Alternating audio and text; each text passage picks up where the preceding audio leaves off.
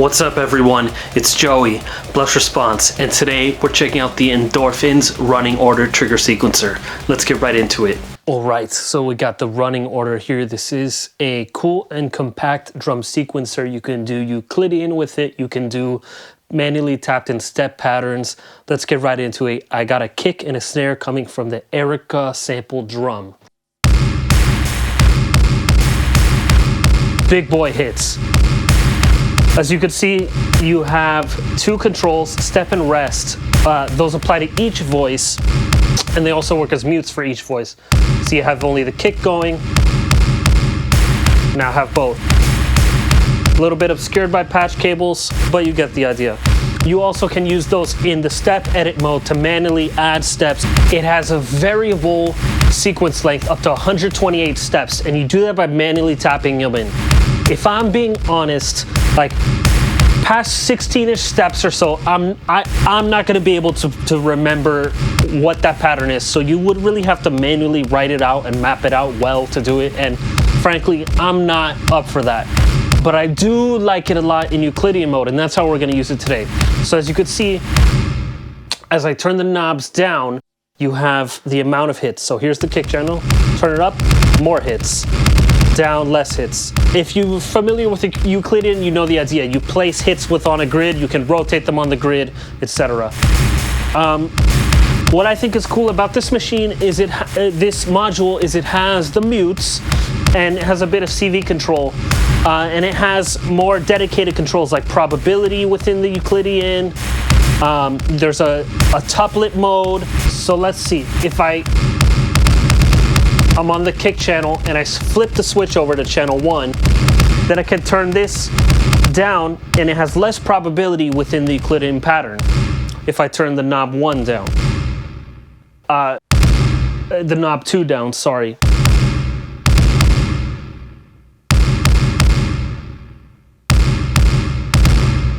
And you can do pattern rotation by adjusting the first knob here. And then if you're on the other channel, knob 1 is the probability and knob 2 is the pattern rotation. So you just have to remember that they reverse corresponding to what channel you're on. So now if I switch back to live mode, it's playing again, and I can turn 2 up again. And that's kind of the gist of the Euclidean mode. Now, why? It's very simple, very easy to understand, and cool to get patterns you wouldn't have thought of otherwise. Now, what I'd like to do to get interesting rhythm on the top of this, because this is a pretty cool drum pattern in my opinion, but like, you know, we need more to make a track. So I bring up two voices here that are receiving gate information from the same sequences, but note information from another sequencer, in this case my Stilson Hammer Mark II. So here's the Deckard's voice giving us a bass, and that's going through the mimeophone, being pitch sequenced by the Stilson Hammer, and it's getting hit every time the snare's hitting. Got some epic sounds here. By the way, the Deckard's voice sounds really fucking good. I just got it and I'm digging it.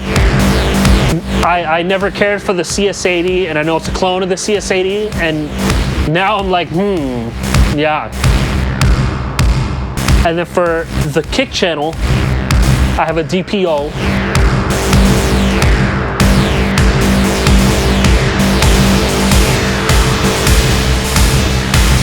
We'll tune that.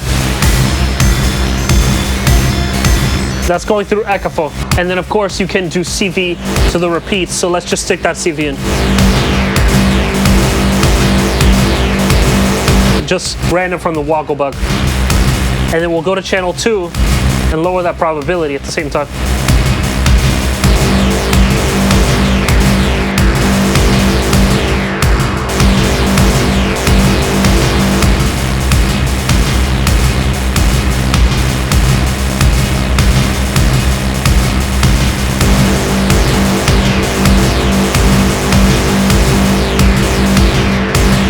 Will actually attenuate that modulation.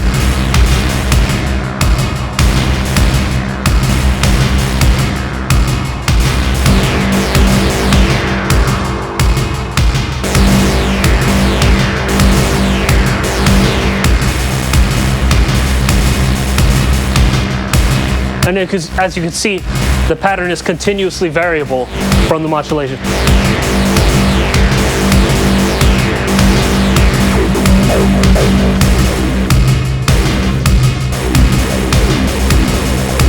Now that we have this kind of wild drum pattern, we can add more on top from another sequencer. And you can see there's some repetitionness to it.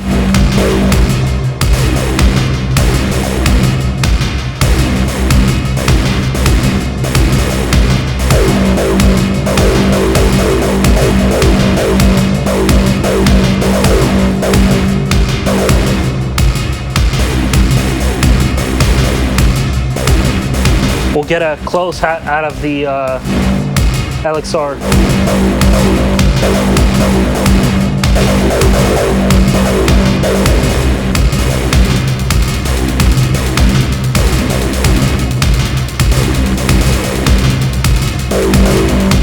We'll send another random.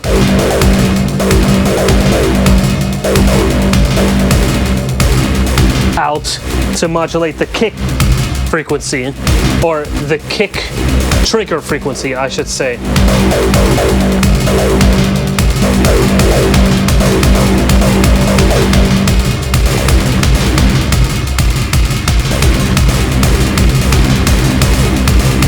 Nice.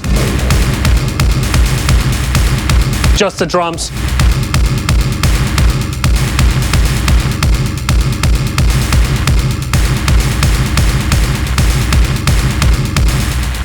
Pretty dope. You can hear the pattern just constantly changing.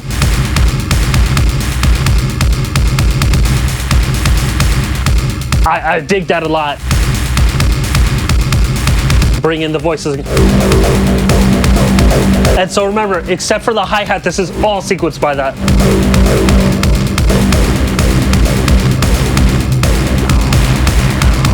All triggered, rather.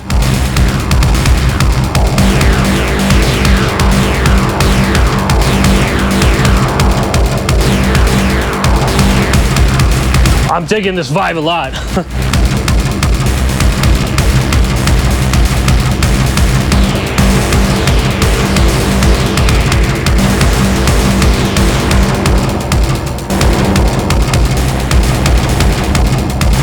Pretty dark.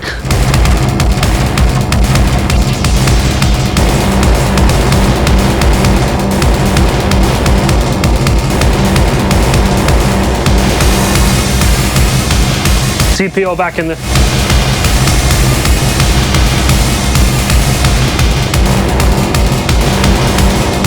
Oh.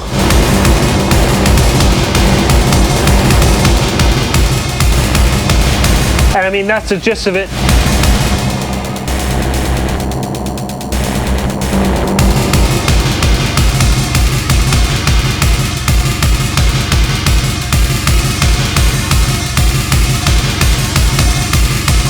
Yeah.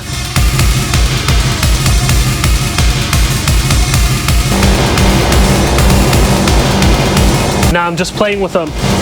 Muting, unmuting. Lots of reverb and delay from the mimeophone on the Decker's wood.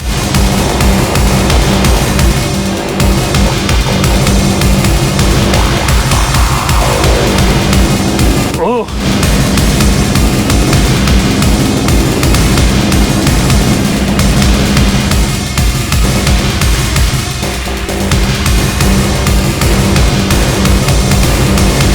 I'm so into this vibe right now.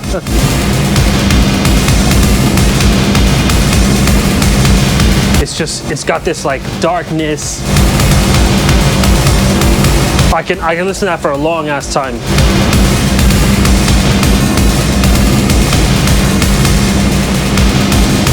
On the technical side, this is a shorter video, but it's really simple to understand.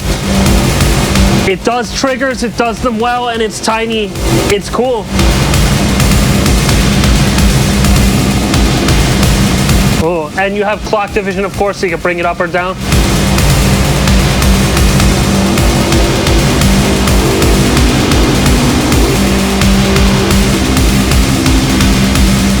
And remember, all the triggering here is just from the running order, except the one hi-hat.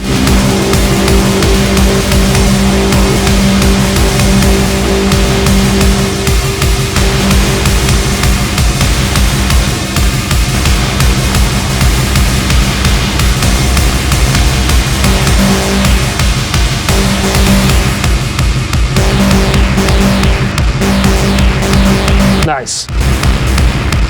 Big and bassy. No reverb.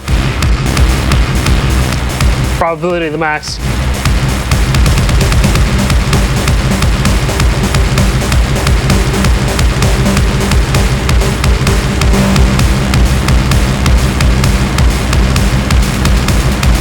Yes. Deep. Druggy.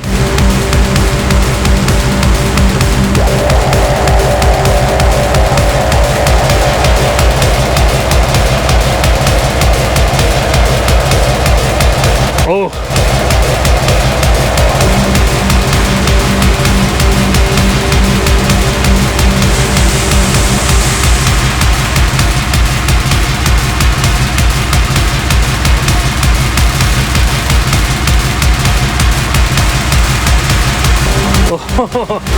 God, I'm so surprised with this vibe. I love it. I just listen to that forever.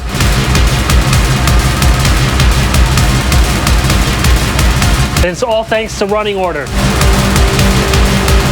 It takes you, I just like when things take you to unexpected places, you know?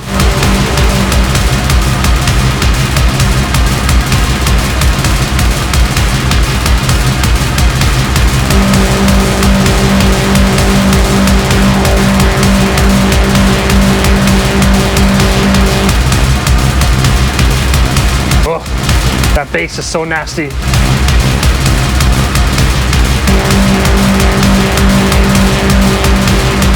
Bring it back to me.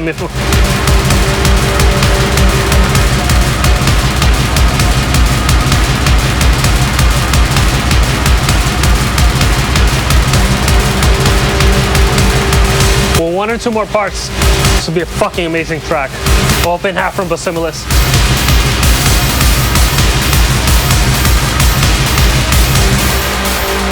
Muted. Deep. Dark. Goth, industrial techno, whatever you want to call it. Noise on the Decker's voice. 100% right Decker's voice. Again, all triggered from running over.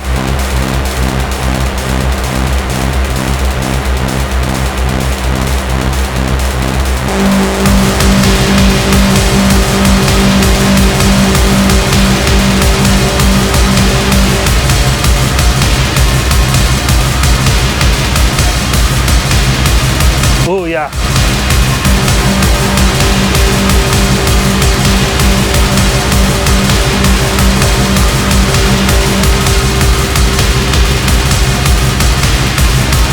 Oh, nasty.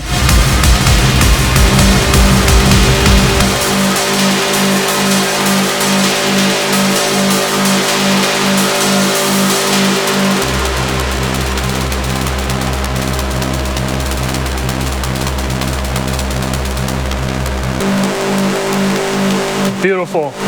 Decker's voice. Still triggered from running order.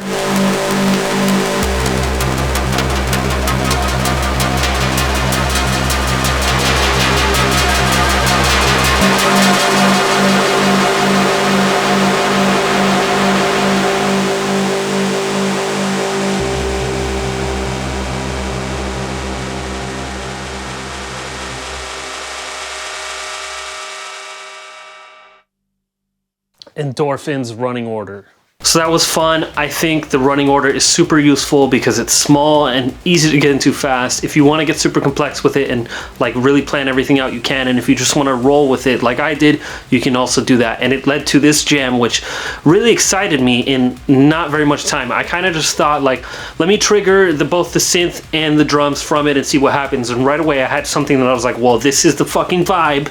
And it was super cool for me. So I have to thank Endorphins for making the running order that easy to get into, that it just gave me something special right away. There's something cool when pieces just come together like that, and I think the running order is good. I think also it having mute buttons sets it apart from other little tiny drum sequencers, because you know usually when you compromise on space, you're compromising on something. And certainly the interface is a little compromised, but you have the performance aspect not compromised at all. So I dig that. I dig them. Samples of this jam and other jams are going to be up on my Patreon. There's a lot of stuff on there, exclusive videos, news, etc. More content coming soon. If you want to buy a running order, there's going to be affiliate links in the video description and pinned comment where you can buy one. And if you buy anything at all through those links, I get some money from it, which would help me greatly. Until next time, catch you later. Don't forget to like and subscribe. Peace out.